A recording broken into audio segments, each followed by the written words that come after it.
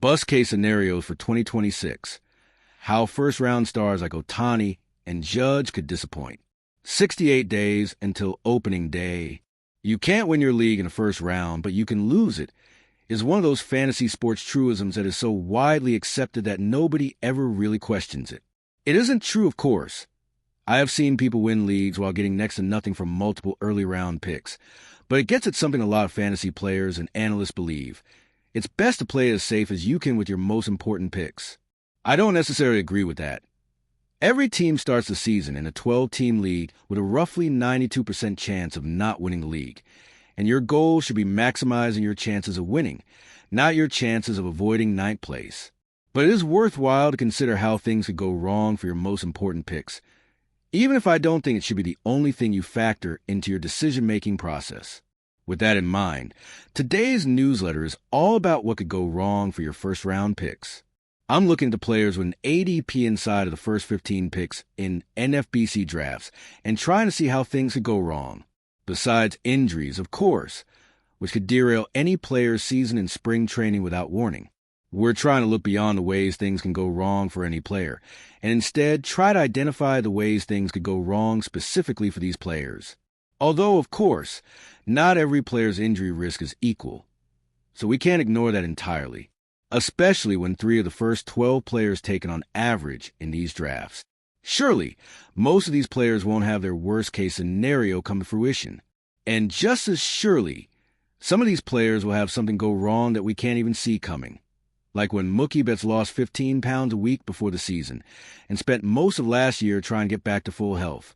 But it's worth at least trying to identify the possible landmines that could set your team back after just one pick. That's what we're looking for today with the 14 players with an ADP inside of the top 15 right now. Before we get to that, however, some brief thoughts on Kyle Tucker's decision to sign with the Dodgers. Say what you want about the Dodgers continuing to sign every offseason's premier free agent, but it's a dream landing spot for Tucker, one that is enough to push him back into first-round contention, according to Scott White. Tucker has dealt with a few freak injuries in recent years that have kept him from truly living up to his fullest potential, but if he can stay on the field and avoid any undiagnosed fractures, he's set up perfectly for a career season. It's hard to find a case against him for 2026 now. Here's the case against 14 other first-rounders. Bust case scenarios show a Ohtani DH lad. Coming off consecutive 50-homer seasons, with a 59-steal season in there, Ohtani is a premier 5-category superstar in fantasy. How it could go wrong? What if he just can't hold up to what the Dodgers asking him? For one thing, there's just the inherent injury risk for someone trying to hit every day and pitch every 6th day or so. I don't want every answer here to just be, he could get injured, but it's an ever-present risk for Ohtani, who has suffered multiple serious elbow injuries while pitching, plus a shoulder injury while running the bases. I also think he's probably just a little overrated as a number 1 overall player, because I'm not sure he's actually a full 5-category difference maker. Ohtani stole just 9 bases in 86 games after he returned to rotation last season. If he's just a 15-steal guy, shouldn't you just buy Aaron Judge, the better hitter of the two at the top of your drafts?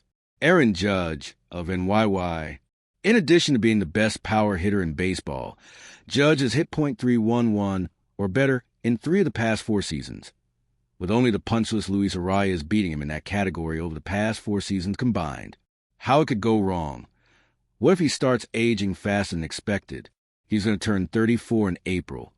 He's one of the largest human beings who has ever played professional baseball, and we've already seen Judge struggle to stay healthy over the years. I know I said we weren't going to focus on injury risk, but it's hard to avoid when A, these 2 top hitters are just so absurdly dominant, and B, the injury risks for both of them are very real. In Judge's case, injury isn't the only risk, as there will be some sort of age-related decline coming at some point, even if we haven't really seen it yet.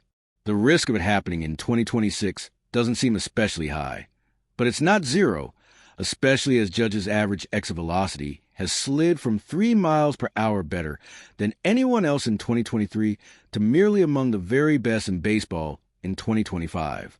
Bobby Witt Jr., SS, KC.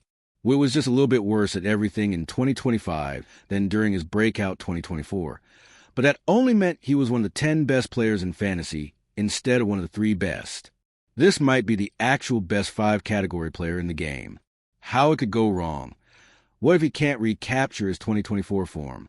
When we're talking about the consensus number 3 player in basically every draft, the difference between actually being a top 3 player and being more like a top 10 player matters. In which case, his outlier batting average from 2024 proved unsustainable while his homer total dropped by nearly 10. The latter bit should be helped by the Royals moving their fences in at Kauffman Stadium, though that might actually hurt his batting average on the whole, as few doubles and triples fall in. Given Witt's combination of youth and exceptional quality of contact, it's hard to make a strong case against him, except that he might just not be quite as dominant a hitter as some of the other guys in this range. Add in that he's in the worst lineup of the elite players. And while I don't see a particularly low floor here, it's not hard to see a world where he performs more like a late first-rounder than an early one. Juan Soto of NWAM, long a 4-category stalwart. Soto emerged as one of the most aggressive base runners in baseball in 2025, improving his steals total from 7 to 38. How it could go wrong?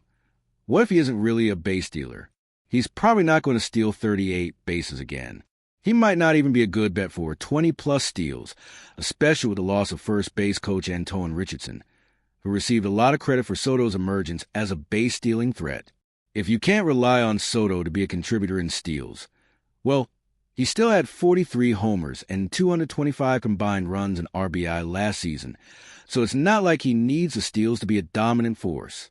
This is another one where it's hard to see a truly disastrous scenario, but it's not hard to see one where he's just mildly disappointing, especially with so many question marks around the Mets lineup as things currently stand. Of course, signing Kyle Tucker would be a heck of a way to actually answer those questions. Jose Ramirez, 3B, CLE. Ramirez is rarely never the best player in baseball, but he's almost never worse than the 5th best either. How it could go wrong? What if he can't keep squeezing blood from a stone? Here's another one where it's hard to project much worse than a top 20 or so finish, except in Ramirez's case. He's already 33 years old, which is right in a range where you wouldn't be surprised to see his decline start.